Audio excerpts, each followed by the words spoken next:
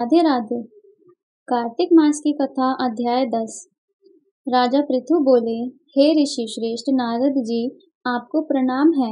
कृपया अब यह बताने की कृपा कीजिए कि जब भगवान शंकर ने अपने मस्तक के तेज को क्षीर सागर में डाला तो उस समय क्या हुआ।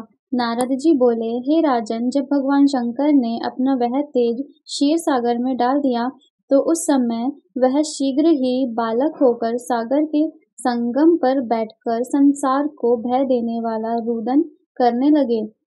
उसके रुदन से संपूर्ण जगत व्याकुल हो उठा, लोकपाल भी व्याकुल हो गए, चराचर चलायमान हो गया।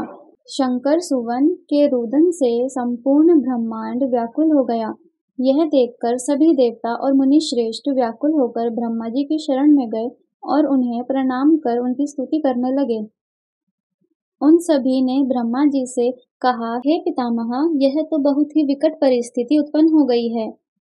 हे महायोगिन, इसको नष्ट कीजिए। देवताओं के मुख से इस प्रकार सुनकर ब्रह्मा जी सत्यलोक से उतरकर उस बालक को देखने के लिए सागर तट पर आए। सागर ने ब्रह्मा जी को आता देखकर उन्हें प्रणाम किया और बालक को उठाकर उनकी गोद में दे दिया। आश्चर्यचकित होते हुए ब्रह्मा जी ने पूछा, हे सागर, यह बालक किसका है? शीघ्रता पूर्वक कहो। सागर विनम्रता पूर्वक बोला, प्रभु, यह तो मुझे ज्ञात नहीं है, परंतु मैं इतना अवश्य जानता हूँ कि यह गंगा सागर के संगम पर प्रकट हुआ है। इसलिए हे जगतगुरु, आप इस बालक का जात कर्म आदि संस्कार करके इसका जातक फल बताइए।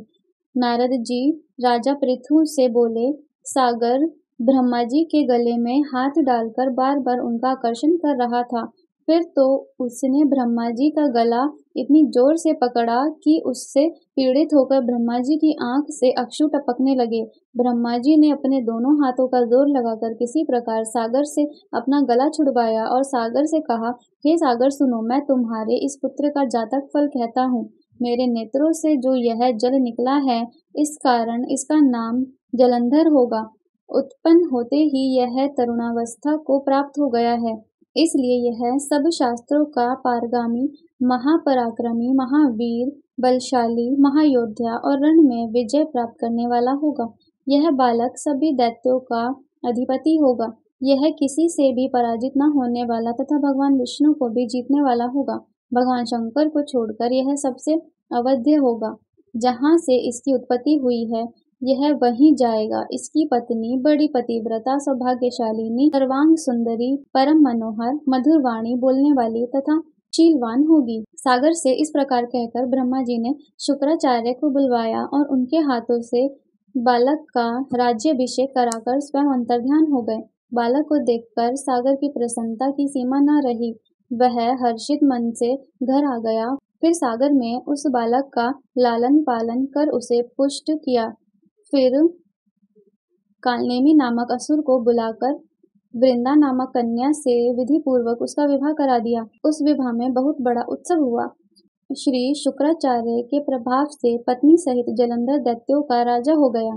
हे कार्तिक महाराज, इस कहानी को सुनते सभी भक्तों पर अपनी कृपा बरसाना। जय कार्तिक महाराज। राधे राधे।